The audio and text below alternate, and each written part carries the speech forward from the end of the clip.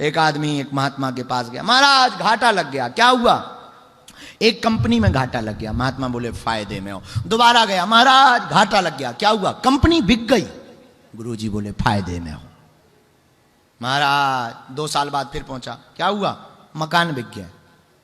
फायदे में हो। पर ये पूछने की दम ना पड़े, गुरुजी रहे होंगे हमारे जैसे उल्टे।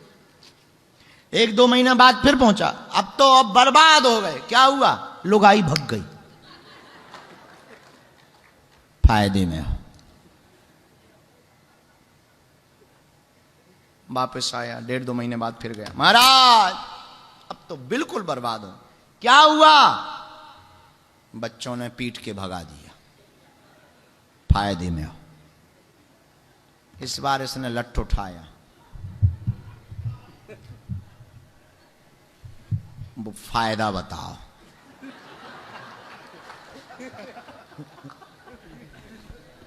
तुम ऐसा ट्राई मत करना कभी, और खासकर हमारे पास तो मत करना, क्योंकि ऑलरेडी हम 5-6 लोग लेकर चलते हैं। पर उसने लठ उठाया, पीटने के लिए नहीं, गलत मत लेना उसका, उठाया। फायदा बताओ।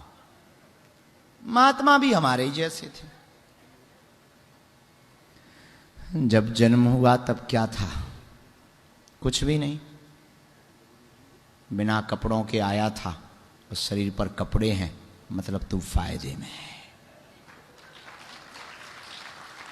घाटे में तब है जब तेरा हाथ कट जाए, सिर कट जाए, पैर कट जाए, तब घाटे में, वरना फायदे में। कपड़े भी उतर जाएंगे तब भी बराबरी ही होगी, घाटा तो कभी होगा ही नहीं। जब इतने अपन फायदे में, प्लस पॉइंट में हैं, तो ये उनके लिए है जो थोड़े से घाटे में टेंशन लेने लगते हैं, स्ट्रेस में आ जाते हैं, डिप्रेशन में आ जाते हैं। ये चिंता छोड़ो, क्या गया था ही क्या अपना, जो गया यहीं से पाया, यहीं सौंप दिया, चला गया। जय बजरंगबली की। चल पड़ो। हमारी एक आदत है, कुछ अगर गया तो हमें ज्यादा फर्क नहीं पड़ता, हो गया जय बजरंग। हमारी दादी जी शांत हुई 2015 या 16, भूल गए, देखो बुढ़ापे का दिमाग है ना। परिवार बैठा, हमको बुलाया गया, हम पन्ना में थे, गए। दादी जी से हमारा बड़ा ममत्व था। चली गई, वो पड़ी थी। जैसे अभी कहा ना चाय ले आओ, हम गए, उनका चाय ले आओ। माता जी बहुत नाराज, उन्होंने ऐसे मुक्का किया। अब वो रो रही थी, बल्कि उस वक्त सब लोग रो रहे थे, पूरा परिवार बैठा था, सब रो रहे थे। हम एक कोने में बैठे, कुछ लोग हमारे साथ गए थे, कुछ आए मिलने। हमने अपनी बहन जी को कहा कि चाय ले आओ, वो भी रो रही थी। माता जी ने एक कोने में ले जाके बड़ी डांट लगाई, मुक्का दिखाया, शर्म नहीं आती है दादी जी, ये वो। कहा बात ठीक है, पर हम रो तो लें, पर हमारे रोने से अगर इनको उठना हो, रो लेते हैं। इसका मतलब ये नहीं कि तुम लोग मत रोना, मनमौजी वाली बात।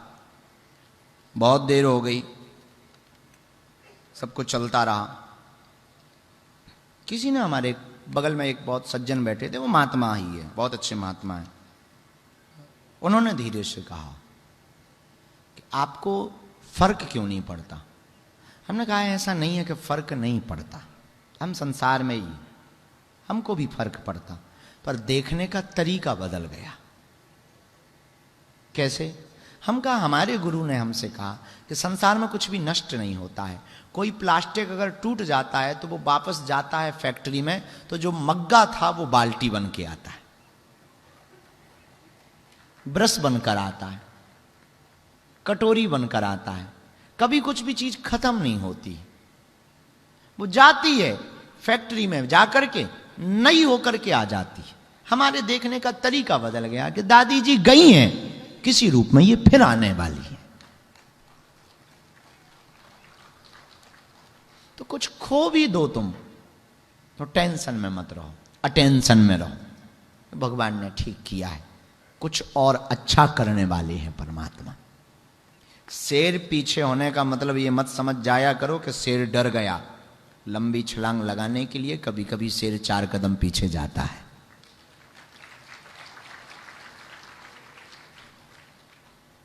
दुख आने पर आप ये मत विचार किया करो कि भगवान नाराज हो गया। हो सकता परमात्मा तुमको परिपक्व कर रहा हो,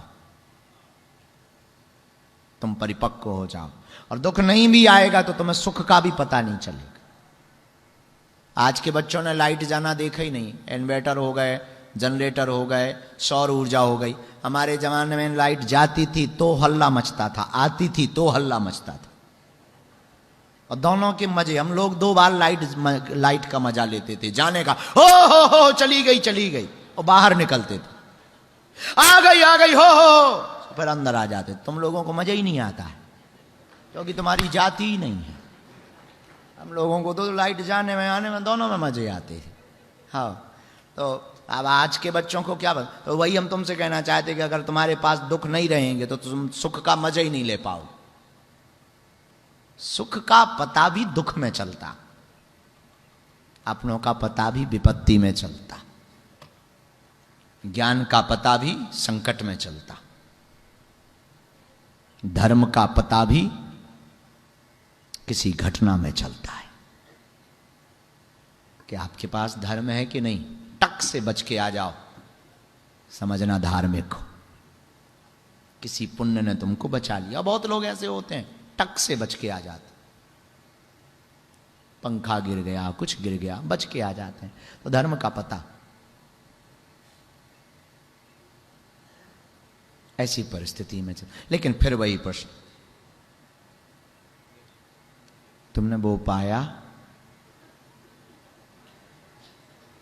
जिसको पाने के बाद कुछ पाया नहीं जाता।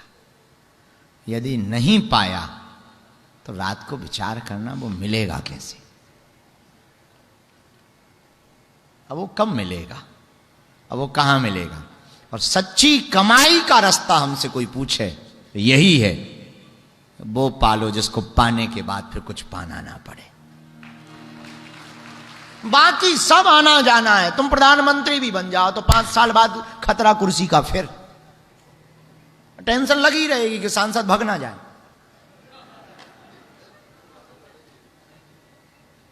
सबको दिक्कत है। नेताजी को दिक्कत है कोई नया नेता ना बन जाए, मुख्यमंत्रियों को दिक्कत है कि विधायक ना भग जाएं, गुरुओं को दिक्कत है चेले दूसरे के पास ना चले जाएं। गुरुओं की अलग टेंशन है चल रही, बाबाओं की अलग टेंशन है कि हमारा चेला दूसरे के यहां ना चला जाए। और गुरु देखे रहते हैं कि आजकल किसको फॉलो कर रहा है। हमारी बात अलग है, हमको टेंशन ही नहीं, अपन तो दूसरों के ही चेलों के ऊपर जय जय कर रहे हैं, अपने खुद के कोई यही नहीं है। पर गुरुओं के अलग मजे चल रहे, पंडितों के अलग मजे हैं, पंडितों की अलग टेंशन है। इनका चेला इस बार की नवरात्रि किसको बुला रहा, किसी दूसरे को बुला लें तो जितनी तुम्हें दूसरे को बुलाने का फल नहीं मिलेगा उतना पाप मिलेगा। ये जहां रहेंगे वहीं से कोसेंगे। तो जब 2100 देने थे तो हमें बुलाया, 5100 में उसको बुला लिया। इनकी अलग टेंशन है।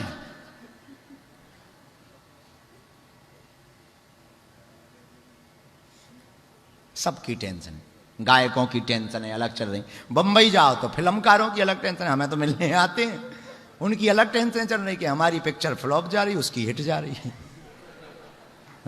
ये सुपरस्टार बोलते हैं, उनका क्या गजब के आदमी है।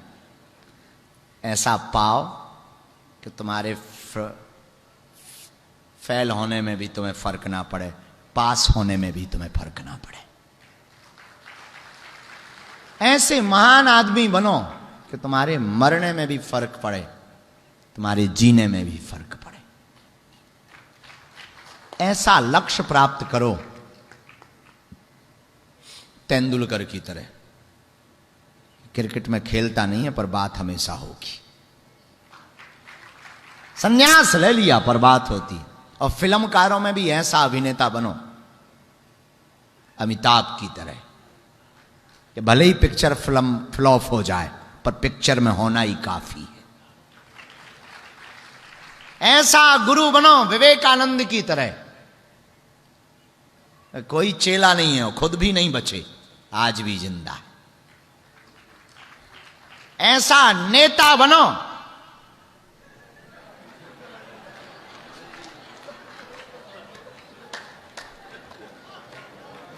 किसी का नाम लेंगे दिक्कत हो जाएगी।